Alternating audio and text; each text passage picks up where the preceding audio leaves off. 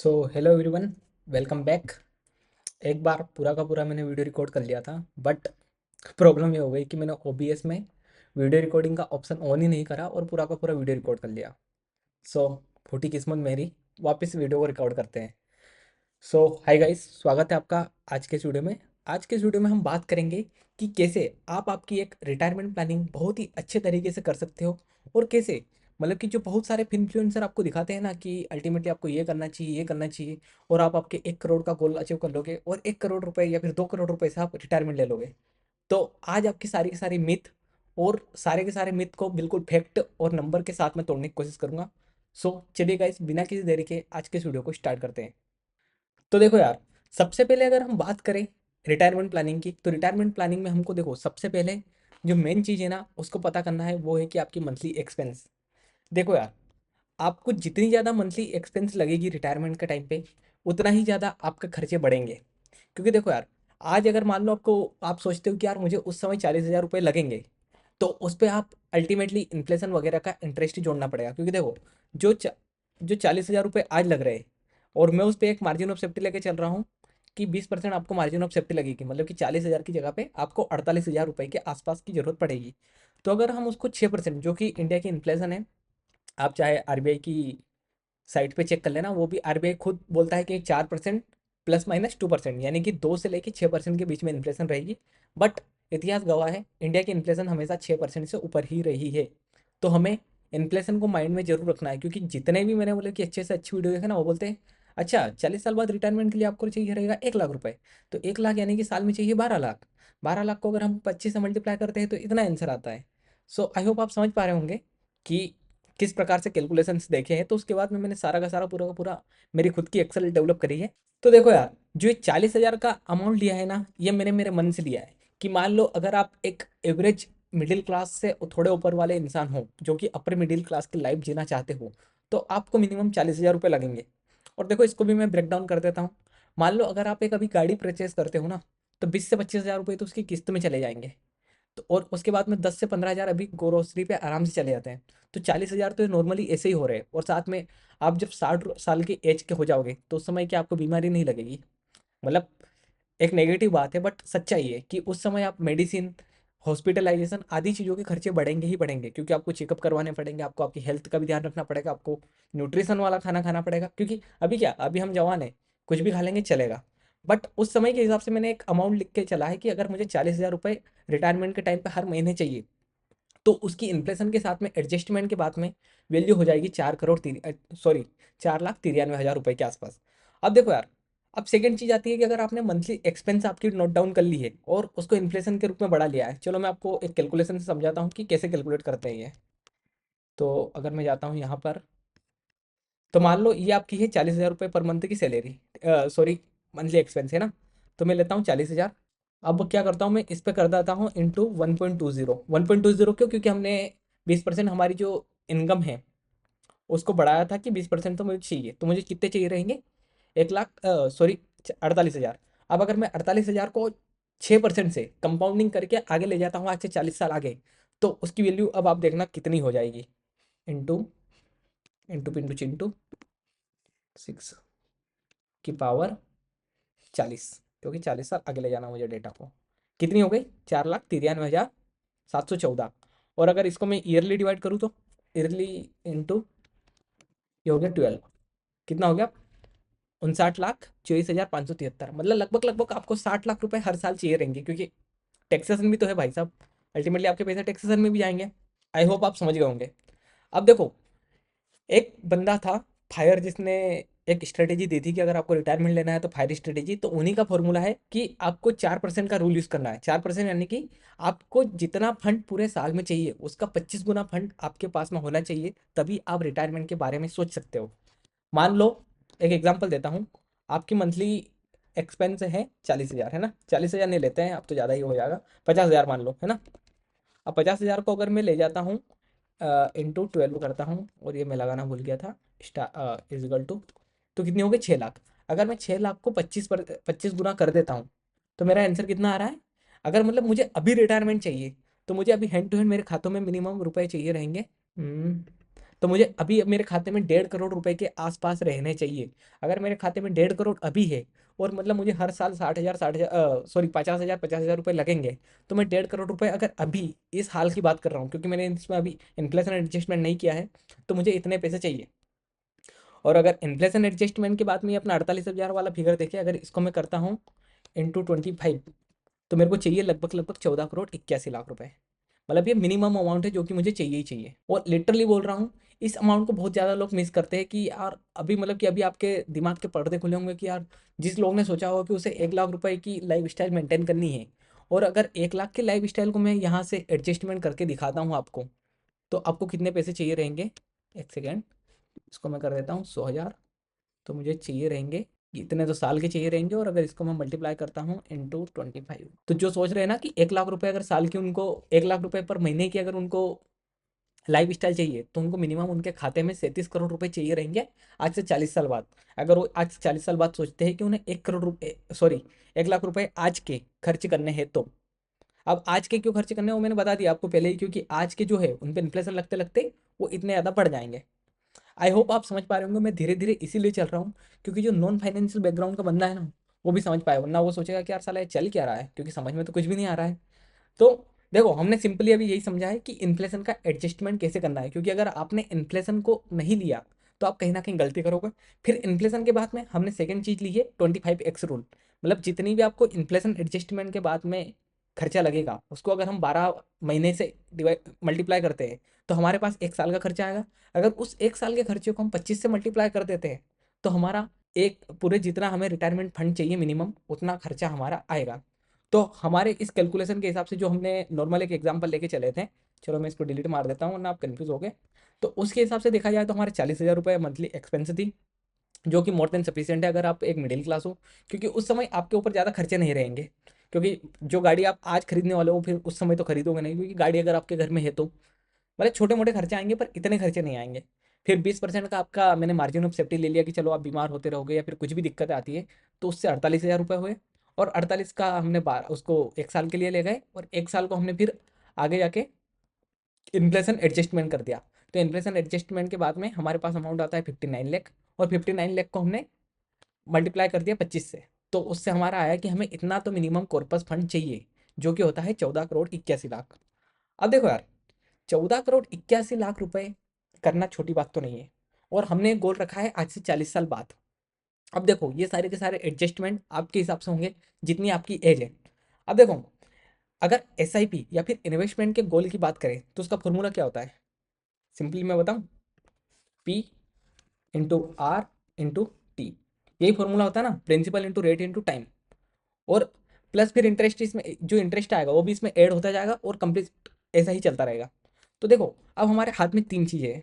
या तो प्रिंसिपल मैं बहुत ज़्यादा बढ़ा दूँ, मतलब प्रिंसिपल क्या, मैं मंथली एसआईपी जो है वो बहुत ज़्यादा बढ़ा दूँ और ये गोल अचीव कर लूँ। सेकेंड है, या तो मैं बहुत ही ज़्यादा रेट अपने पोर्टफोलियो पे ला पाऊँ, पर ये हमारे हाथ में है ही नहीं, क्योंकि हम है स्टॉक मार्केट में इन्वेस्ट करने वाले या फिर म्यूचुअल फंड के थ्रू स्टॉक मार्केट में इन्वेस्ट करने वाले।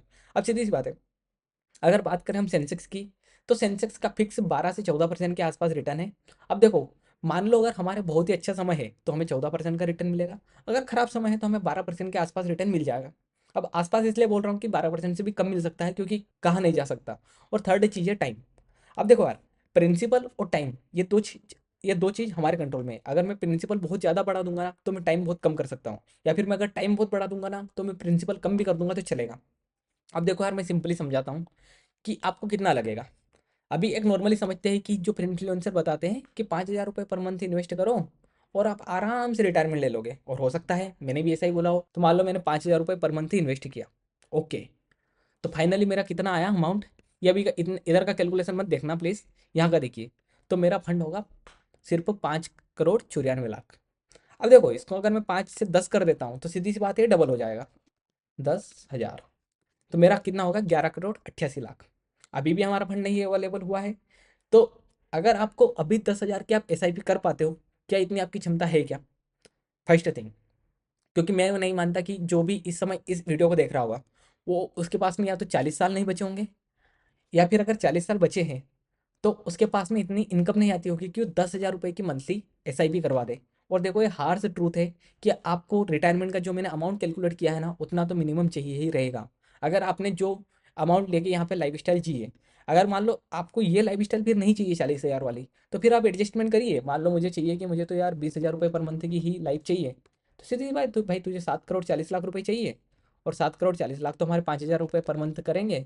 5 के 6,000 कर लेते हैं चलो, ये 6,000 करे, ये 7,12,00,000 रुपये हो गए। आराम से आपकी लाइफ एडजस्टमेंट हो जाएगी। बट बात तो वही है ना कि आपको ये लाइफ जीनी है क्या, कि जिसमें पता नहीं कब चले आपको, कि पैसे खत्म हो जाएंगे, पैसे खत्म हो जाएंगे। आपको तो मार्जिन ऑफ सेफ्टी और सब कुछ लेके चलना है ना मिनिमम। तो उस हिसाब से अभी भी आपके गोल अचीव नहीं हो रहे।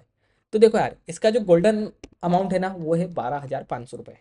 अगर आप हर महीने 12,500 रुपये की SIP करते हो फॉर 40 ईयर्स, और आपको 12% इंटरेस्ट मिलता है, यानी कि आपकी इन्वेस्टमेंट पे रिटर्न, तो तब जाके आपका अमाउंट होगा 14,85,00,000।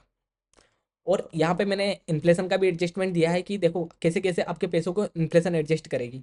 आपने यहाँ एक महीने में ब्याज कमाया, ठीक है, 12,625 हुए, क्योंकि आपने 125 रुपये के आसपास कुछ ब्याज कमाया, और उस पर सीधी सी बात है, सीधा 6% की इन्फ्लेशन भी लगेगी, और उससे एडजस्ट होकर आपके पैसे कितने बचे, 12,563। और अल्टीमेटली अभी आपको ये दिख रहा है कि 14 करोड़ है, बट ये 14 करोड़ नहीं, ये अल्टीमेटली 1 करोड़ ही है। क्योंकि मैंने अभी आपको बताया था ना कि अगर आपको आज ही रिटायरमेंट लेना है, तो आपके खाते में अगर 1.5 करोड़ रुपए है, और आपको 40,000 की लाइफ सस्टेन करनी है, आप रिटायर हो जाओगे। बट आपको आज से 40 साल आगे रिटायर होना है, तो पैसे तो उतने ही लगेंगे, बट वो बस फ्यूचर वैल्यू पे जाते जाते उनकी वैल्यू 14 करोड़ हो जाएगी। सो आई होप आप समझ पा रहे होंगे।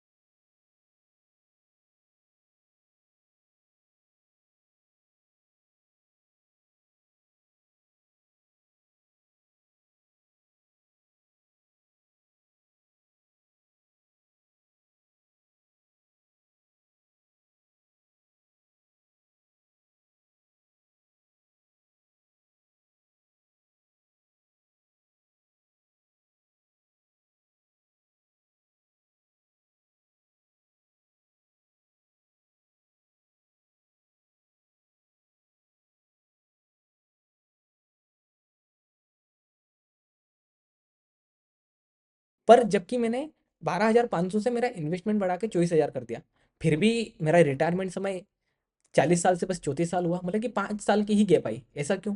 तो देखो यार, इसका सबसे मेन रीज़न है पावर ऑफ कंपाउंडिंग। इसलिए जितने भी इन्फ्लुएंसर है ना, वो बोलते हैं ना कि जितनी जल्दी स्टार्ट करो, जितनी जल्दी स्टार्ट करो उतना अच्छा है। तो वो लिटरली सही बोल रहे होते हैं, क्योंकि देखो, जितना जल्दी आप स्टार्ट करोगे, कहीं ना कहीं आपके पैसे पे कंपाउंडिंग होने लग जाएगी। क्योंकि देखो, कंपाउंडिंग का फोकस यही है कि आपके इंटरेस्ट पे भी इंटरेस्ट कमाए। आई होप आप समझ पा रहे होंगे। तो अब देखो, या तो आप टाइम को अगर कम करना है, तो आपको SIP बहुत लंबी बढ़ानी पड़ेगी। अब अगर आप सोचते हो कि यार मेरे को 25 साल में अचीव करना है, तो कितने लगेंगे? चलो गेस करते हैं, मैं गेस करता हूँ कि आपको मिनिमम 40,000 चाहिए। तो अगर आपको 14 करोड़ का टारगेट आपका अचीव करना है, तो आपको मिनिमम यहाँ पे जाना पड़ेगा। कितने हो रहे हैं? 364, मतलब भारतीय 36, 30 साल के आसपास का समय लग रहा है। समझ रहे हो आप? तो आप चाहे प्रिंसिपल को कितना ही बढ़ा दो, अगर आपके पास में टाइम ज़्यादा नहीं है, तो आप आपके स्पेसिफिक रिटर्न पर नहीं पहुंच पाओगे। अब सीधी सी बात है, मैं वापस इसको 12,500 कर देता हूँ। अब आप में से एक बोलेंगे कि मालिक, हमारी इतनी इनकम तो नहीं है, पर हमारे पास 40 साल का समय है, तो क्या एक और कोई सिंपल ट्रिक है? तो मैं बताता हूँ, हाँ है ना। मेरे जादू के पिटारे में एक और सिंपल ट्रिक है। अगर आप 12,500 रुपये अभी आपके पास में नहीं है, पर अगर आप मान लो 8,000 रुपये के आसपास भी अगर आपके पास में है, और उसको आप हर साल 5% से इंक्रीमेंट करते हो। देखो ये मैंने यहाँ पे 5% इंक्रीमेंट का रूल लगाया है। तो अगर आप हर साल उसको 5% इंक्रीमेंट करते हो, कि मतलब पहले साल आप 8,000 रुपये पर मंथ इन्वेस्ट करोगे, अगले साल आप 8,400 रुपये, फिर 8,820 रुपये, और ऐसे करते करते आप बढ़ाते जाओगे, तो आप आराम से आपका जो 14 करोड़ 80 लाख का गोल है ना, वो 40 साल में अचीव कर लोगे। पर देखो, आपको स्टार्टिंग में बहुत कम पैसे इन्वेस्ट करने पड़ रहे हैं। कितने कम? 8,000 रुपये ही, मतलब कि 4,500 रुपये कम। तो 4,500 रुपये की कीमत तो चुकानी पड़ेगी। इधर देखो, आपकी मंथली SIP कितनी हो जाएगी आखिरी आखिरी में? आखिरी आखिरी में आपकी मंथली SIP हो जाएगी 55,000 के आसपास। अब देखो यार, एक अगर समझदार बंदा है ना, तो वो ये अप्रोच फॉलो कर सकता है, जो कि हर साल 5% अपने अपनी SIP के अमाउंट को इंक्रीमेंट करवाने पे फोकस करे। क्योंकि देखो, ये अचीवेबल है। और अगर इस बंदे को थोड़ा ज़्यादा समय मिल जाता है, तो हो सकता है इसको और भी कम इन्वेस्टमेंट करना पड़े। पर देखो, आपकी लेविश लाइफ ही डिसाइड करेगी कि आपको कितना रिटर्न चाहिए और कितना समय में वो रिटर्न अचीव होगा। अगर आपकी लाइफ थोड़ी कमज़ोर जियोगे तो आप आराम से ये गोल पहले ही अचीव कर लोगे। मैंने कैलकुलेशन करके बता दिया। अब सबसे इंपॉर्टेंट पार्ट आता है इस वीडियो का।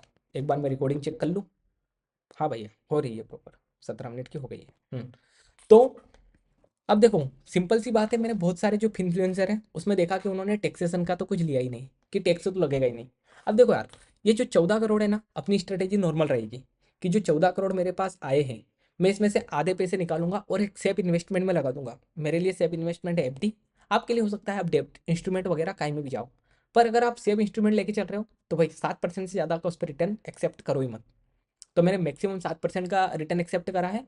और मैंने जो बाकी का फंड है, वो बाकी का फंड मैंने म्यूचुअल फंड वाले को बोल दिया कि भाई एक काम कर, तू रख। अब देखो यार, इसमें एक हाइपोथिकेशन चल रहा है, जो कि मेरा हाइपोथिकेशन है कि हर साल मुझे 12% का रिटर्न मिलेगा। मतलब मार्केट ऊपर जाए डाउन जाए, ऊपर जाए डाउन जाए। क्योंकि देखो यार, कोई साल मार्केट 34% रिटर्न देता है, कोई साल -20 रहता है, कोई साल 15% देता है, कोई साल 10% रहता है। बट इसमें बस ये एक हाइपोथिकेशन है मेरी कि मेरे को हर साल 12% का रिटर्न मिलेगा। बस ये मैंने एक अज्यूमशन की है। क्योंकि देखो, मैं आपको सेंसेक्स के रिटर्न का डेटा दिखाता हूँ। सेंसेक्स के रिटर्न के डेटा को बात करें तो जब स्टार्ट हुआ था उस साल उसने 1% का ही रिटर्न दिया था। फिर अगले साल 38% का, फिर 23%, 57%। ये देखो बढ़ता गया, फिर नेगेटिव दे दिया, फिर बड़ा फिर नेगेटिव। समझ रहे हो आप? तो जब हर्षद मेहता का कांड हुआ था तब नेगेटिव दिया था 14%। उसके बाद में फिर बढ़ा, फिर नेगेटिव। आप समझ पा रहे होंगे। तो मैंने बस इस चीज़ को एक प्रॉपर असम्पशन लेके चल रहा हूँ कि यार ये हो सकता है कि मार्केट बस 12% का रिटर्न देगा। हो सकता है नहीं, मतलब 12% ही देगा, बट वो कंसिस्टेंटली देगा। क्योंकि हो सकता है अगर आपका रिटायरमेंट फाल हुआ कोविड-19 के टाइम पे तो हो सकता है आपको 12% नहीं मिले। तो आपको फिर आपका रिटायरमेंट है ना, प्लानिंग, उसको आगे खिसकाना पड़ेगा। आई होप आप समझ पा रहे होंगे। तो अब सीधी सी बात है, अब हम विड्रॉल स्ट्रेटेजी के बारे में बात करते हैं, क्योंकि मैंने बहुत कर ली बकवास। तो अगर बात करें हम, इसमें से अगर मैं आधा फंड निकालूंगा, मतलब मेरा आधा फंड होता है कितना, 7 करोड़। चलो गेस करो कितना होना चाहिए, 7 करोड़। नहीं निकला ना अभी भी। होता ना चाहिए 7 करोड़ 42 लाख। अब देखो, अगर मैं इंडिया के टैक्सेशन रूल की बात करूँ तो जैसे ही अगर मुझे इनकम फ्रॉम एसआईपी वगैरह कुछ होता है तो उस पर सीधी सी बात है, उस पर लगता है 12% टैक्स। ठीक है। अब देखो, मैं आपको एडजस्टमेंट करके बता सकता हूँ कि मेरा जितना इन्वेस्टमेंट किया था पहले तो वो हटेगा आधा।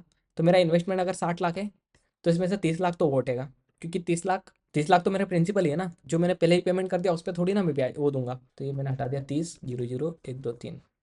ये लो। तो मैं 85 लाख रुपए तो इसमें से टैक्स पे कर दूंगा। जो 7 करोड़ 42 लाख रुपए निकाले थे उसमें से मैंने 85 लाख रुपए का तो सीधा टैक्स पे कर दिया। और गवर्नमेंट फिर यही नहीं रुकेगी, गवर्नमेंट लेगी आपसे 12% उस पर सेस भी। तो अब आपसे अल्टीमेटली गवर्नमेंट लेगी 95 लाख रुपए। आपकी जेब से सीधी सी बात है, आपने 7 करोड़ 42 लाख रुपए निकाले, उसमें से 95 लाख गवर्नमेंट ने बोला ला बेटा हफ्ता निकाल। आपने हफ्ता दे दिया क्योंकि आप इंडिया में रहते हो। तो अब देखो, अब सीधी सी बात है, मैंने इस पैसे में से आधा पैसा मेरा यहाँ पे लगा दिया म्यूचुअल फंड में ही, जो कि मुझे 12% रिटर्न हर साल देगा। ठीक है। और मैंने बाकी का 5 करोड़ 61 लाख रुपए मैंने लगा दिए एक अच्छी सी बैंक की एफडी में। मान लेते हैं अपन ने एफडी ले ली। अब क्या करूँगा, मैं यहाँ गया, अब मैं निकालूंगा विड्रॉल। ठीक है। अब मेरा विड्रॉल कितना होना चाहिए, मेरा विड्रॉल कितना होना चाहिए, guess you, can you guess it? मैं गेस करता हूँ ना। हमारा विड्रॉल होगा इस साल 59 लाख रुपए। ये किया। ओके। तो देखो, पहले साल में 59 लाख ही करूंगा, अगले साल में उस पर 6%, जो मेरी इन्फ्लेशन के साथ में मैं निकालूंगा 62 लाख। और ऐसे करते करते करते करते करते करते यहाँ देखो, यहाँ हो गए मेरे पैसे खत्म। अब आप बोलोगे ये क्या बात हुई यार, पैसे तो खत्म हो गए साला 10 ही साल में, हमारी प्लानिंग तो अधूरी रह गई। तो ऐसा नहीं है ना भाई। हमने जो यहाँ पे हमारा फंड लगाया था, म्यूचुअल फंड वाला, अब क्या करेंगे, हम यहाँ से निकालेंगे आधा फंड। सिंपल। तो देखो, मेरे पास उस समय मैंने जो 7 करोड़ लगाए थे वो धीरे धीरे 10 साल में 9 साल में बढ़ते बढ़ते 20 करोड़ हो गए। अब मैं क्या करूँगा, तो मैं डाल दूंगा 59 लाख में 11 करोड़ की जगह पे। मैं अब 11 करोड़ मेरे पास निकाले मैंने आधे करके। ठीक है, ये आधा कहाँ से आया, वरना आप बोल दो कहाँ से लाया। तो ये देखो, 10 साल का जो आखिरी था रिटर्न, उसमें से मैंने निकाले 11 करोड़। 11 करोड़ में से गवर्नमेंट फिर आ गई, बोले हफ्ता निकाल। मैंने बोल दिया ठीक है भाई, मैंने एक कैलकुलेशन करी है तेरी, कि अगर मैं इसका देखूँ तो ये श्योर शॉट 13% के आसपास आ रहा है। मैंने बोला ठीक है, 13% गवर्नमेंट तुम रखो और बाकी का मुझे दे दो। तो मैंने गवर्नमेंट को 13% दिया। और जो बाकी का 0.87 इसलिए किया रहा क्योंकि 13% गवर्नमेंट का तो 87% मेरा। तो मैंने 87% फिर बोला कि ठीक है दे दो मालिक, इतना दे दोगे तो बहुत है, कृपा रहेगी आपकी। और मैंने यहाँ पे आके इसको कर दिया प्लस। ये लो, परफेक्ट। अब मेरे पास हो गए 10 करोड़। अब 10 करोड़ से मैं फिर वापस मेरी लाइफ जी रहा हूँ, जी रहा हूँ, जी रहा हूँ। और यहाँ पे क्या हुआ, फिर ख़त्म हो गया।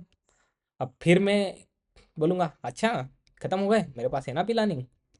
और क्या है मेरे पास प्लानिंग के नाम पे, मैं वापस जाऊँगा यहाँ से कॉपी मारूँगा और अब मैं कॉपी पेस्ट अच्छे से कर सकता हूँ। ये लो। तो अब जो मेरे पास 80 करोड़ हो गए थे, क्योंकि यहाँ से निकले थे, फिर जो बचे बचे, ओह शिट एक गलती हुई ना। तो अब देखो ये मेरे पास यहाँ पे जो एक गलती हो गई थी वो मैं बता रहा हूँ कि मैंने 23 करोड़ का जो 23 करोड़ में से 11 करोड़ निकाल लिए, उसका इम्पैक्ट इधर नहीं दिया था। अब मेरे पास ये 11 करोड़ बचे, यहाँ तक ग्रो हुए 40 करोड़। अब 40 करोड़ में से फिर मैंने आधा निकाला, जैसे आधा निकाला गवर्नमेंट वापस आ गई कि हफ्ता निकाल। मैंने बोला ठीक है भाई ले ले हफ्ता, हफ्ता ही तो लेगा। तो मैंने ये हफ्ता लेके अब यहाँ पे वापस कर दिया मैंने एडजस्टमेंट। लो भाई, तब मेरे पास वापस आ गए 17 करोड़, क्योंकि क्या था जो बचा था 46 लाख और 17 लाख ये, ऐसे करके मेरे पास वापस पैसे आ गए। और ये लो मेरी 30 साल तक निकल गई। अब हो सकता है कि आप सोचो कि यार मैं 62 साल का तो था और इसने 30 साल का ही डेटा क्यों लिया। तो इसके लिए मेरे पास वाजिब आंसर है कि इतना ही आप जियोगे, 92 95 साल, उससे ज़्यादा जीने की इच्छा मत रखो। फिर भी अगर आपको लगता है कि यार नहीं मैं तो और ज़्यादा जीऊँगा, 100 साल तक बता तो हो सकता है मैं तो दो 110 साल जी जाऊँ, तो ठीक है मैं आपको 40 साल तक ले जाता हूँ इसको आगे। ठीक है। अब फिर यही सेम कहानी यहाँ अगर पैसा खत्म हो रहा है, मतलब कि इसके 1 साल पहले ही ये कहानी वापस दोहराई जाएगी कि मेरे पास पैसे थे, मैंने यहाँ पे करा और ये लो। अब देखो आप 62 साल के थे, आप यहाँ पे जीते जीते हो गए, यहाँ पे चलो पैसा खत्म हो रहा है, पर मान लो क्योंकि मेरे को अब वीडियो को कंक्लूड करना है, इसको इतना बड़ा बना के नहीं रखना है, सीधी सी बात है। आप अगर 102 साल के भी हुए तो आप ये प्रोसेस और कंटिन्यूसली कर लोगे, क्योंकि आपके पास में यहाँ पे अभी 27 लाख रुपए थे, तो ग्रो होते होते 86 लाख हो गए। चलो 86 क्या, यहाँ पे भी अगर आपने निकाल ले तो 77 लाख थे, तो 77 करोड़ थे सॉरी। तो इस प्रकार अगर बात करें हम, अगर जो 25x का रूल है वो तो प्रॉपर काम कर रहा है, अगर उसके बिहाफ पे अगर आप चलोगे तो आप आराम से आपकी रिटायरमेंट प्लानिंग प्रॉपर कर सकते हो। तो यहाँ से लर्निंग यही है कि अगर आप, अभी वीडियो खत्म नहीं हुआ है, तो अगर आप इन्फ्लेशन को प्रॉपर एडजस्टमेंट करके ले लेते हो और साथ में अगर थोड़ा सा उसमें एक्स्ट्रा कि यार कुछ खर्चा और लग सकता है, तो अगर आप मार्जिन ऑफ सेफ्टी लेके चलते हो और प्रॉपर जो फंड आता है उसको अगर आप एडजस्ट करते हो, तो कि 50% मैं एफडी में लगा दूंगा ताकि मेरे को कंसिस्टेंट इनकम आए और 50% मैं स्टॉक मार्केट में लगा दूंगा। और देखो यहाँ पे आप देखो जो कैलकुलेशन है ना वो इतनी सही है कि देखो 10 साल के अंदर अंदर कभी भी स्टॉक मार्केट ने नेगेटिव रिटर्न नहीं दिए हैं, अनटिल एंड अनलेस बहुत ज़्यादा ही खराब सिचुएशन हो। तो देखो ये पैसा 10 साल में ही खत्म हो रहा है और मैं अगले 10 साल बाद लगा रहा हूँ। ठीक है। अगर वर्स्ट केस समझ के अगर यहाँ से पैसा नहीं भी बचता है, मान लो कि कोविड जैसी सिचुएशन हो जाती है और मान लो इसमें से अगर मुझे आधा पैसा निकालना पड़े, ठीक है, मान लो अगर यहाँ पे मेरे पास 3 करोड़ रुपए ही बचे, 7 करोड़ में से अगर मान लो मैंने 3 करोड़ ही निकाल, 3 करोड़ बचे, तो 3 करोड़ 50, 0 0 1 2 3। तो ये देखो ये फिर भी धीरे धीरे ग्रो कर लेगा और यहाँ पे आके तो वापस हो जाएगा। और देखो जिस साल मार्केट गिरता है उसके अगले साल उतना ही बढ़ जाता है। आई होप आप समझ पा रहे होंगे। तो कहीं ना कहीं ये एक थोड़ा प्रैक्टिकल रोप लगता है कि इस प्रकार अगर हम थोड़ी सी प्लानिंग करेंगे प्रॉपर कि आखिर अगर हमें कितना फंड चाहिए, उस फंड को अगर हमें आगे इन्फ्लेशन के हिसाब से एडजस्ट करते हैं, एडजस्ट करके उसको मल्टीप्लाई बाय 12 करते हैं कि अच्छा इतना मुझे 1 साल में लगेगा, और अगर उसको मल्टीप्लाई बाय 25 कर देते हैं तो एक परफेक्ट अमाउंट आएगा। जो भी अमाउंट आएगा उसको डिवाइडेड बाय 2 पार्ट में करना है। एक पार्ट को सिस्टमेटिक विड्रॉल प्लान यानी कि एफडी में डाल देना है, और एक प्लान को आपको वही म्यूचुअल फंड में डाले रहना है। क्योंकि क्या होगा अल्टीमेटली, अगर आपके पैसे उसी म्यूचुअल फंड से ग्रो करते रहे 12%, तो पैसे कभी भी खत्म नहीं होंगे और आपकी एच से आराम से आप इन्वेस्टमेंट से रिटर्न ले पाओगे। देखो मैं वापस बता देता हूँ कि मैंने जो अजम्पशन लिया है कि हमें हर साल कंसिस्टेंटली 12% का रिटर्न मिलेगा, जो कि एकदम गलत है। क्योंकि 12% का रिटर्न हर साल मिलना मुश्किल है, किसी साल ज़्यादा मिलेगा किसी साल कम मिलेगा, बट एवरेजली आपको इतना मिल जाएगा। कुछ पॉइंट बच गए हो तो पढ़ देता हूँ मैं फटाफट। अब देखो विड्रॉल स्ट्रेटेजी मैंने बता दिया कि इतना टैक्स है और इतना मेरे पास सरचार्ज है, सारा मैंने कैलकुलेट करके दिखा दिया। अब देखो इसमें जो सबसे बड़ी रिस्क वो मैंने यही लिखी है, सीक्वेंस ऑफ रिटर्न, कि क्या आपको उतना रिटर्न मिलेगा जितना आपने सोचा है। क्या होगा अगर आप मार्केट क्रेश हो गया जब आपने रिटर्न लिया। तो आई होप आप समझ पा रहे होंगे कि हमने सारे पॉइंट कवर कर लिए। अब देखो इसके बाद में आपके पास में इतना पैसा बच गया है और मान लो आप निपट जाते हो, तो आपको एक प्रॉपर एस्टेट प्लानिंग करके जाना है। ऐसा नहीं कि फिर बाद में आपके बच्चे लड़े कि क्यों मारे, जिंदा थे तो कम से कम पैसा घर में आ रहा था हर महीने और खर्च हो रहा था। पर प्रॉपर ऐसी एस्टेट प्लानिंग करके जाओ कि जिसको जितना मिलना चाहिए उसको उतना मिले। और अगर बेटे नालायक है बिल्कुल, तो सीधी सी बात है, किसी अच्छी चैरिटी फर्म को या फिर खुद का फाउंडेशन बना के वहाँ छोड़ जाओ, वो पैसा खुद ग्रो करता रहेगा, हमने जैसे इसको कैलकुलेट करके बताया, और वो किसी ना किसी की मदद करता रहेगा। अब सीधी सी बात है, लास्ट में चलते हैं कि फाइनल टेक अवे क्या है। आपको मैंने पहले भी कैलकुलेट करके बताया था, आपको मैं 10 वीडियो में बता चुका हूँ कि सीधी सी बात है, या तो स्टार्ट अर्ली करो। अगर आप स्टार्ट अर्ली करोगे तो आपकी जो एसआईपी है ना वो बहुत ज़्यादा ग्रो कर देगी। और अगर आप अर्ली स्टार्ट नहीं कर सकते तो फिर आपको अमाउंट बढ़ाना पड़ेगा। सेकेंड चीज़ है कि जो इन्फ्लेशन है ना वो एक अनएक्सपेक्टेड एक्सपेंस है। इन्फ्लेशन और एक अनएक्सपेक्टेड एक्सपेंस ऐसी चीज़ है जिनको आपको माइंड में रखना ही रखना है। और जो भी आप टैक्स एफिशिएंट विड्रॉल स्ट्रेटेजी है ना उनको ही चूज़ करो पोस्ट रिटायरमेंट के बाद में, क्योंकि गवर्नमेंट बहुत सारे बेनिफिट देती है, तो उस पर फोकस करो। सो गाइस, कैलकुलेशन में यही बोलना चाहूँगा कि अगर आपको और भी ऐसे फाइनेंस के प्रॉपर रिसर्च और प्रॉपर प्रैक्टिकल वीडियो देखने हैं तो चैनल को सब्सक्राइब करना, साथ ही आप कमेंट कर सकते हो, आप मुझे टॉपिक सजेस्ट कर सकते हो कि किस टॉपिक पर और वीडियो बनाऊं। So guys, bye bye.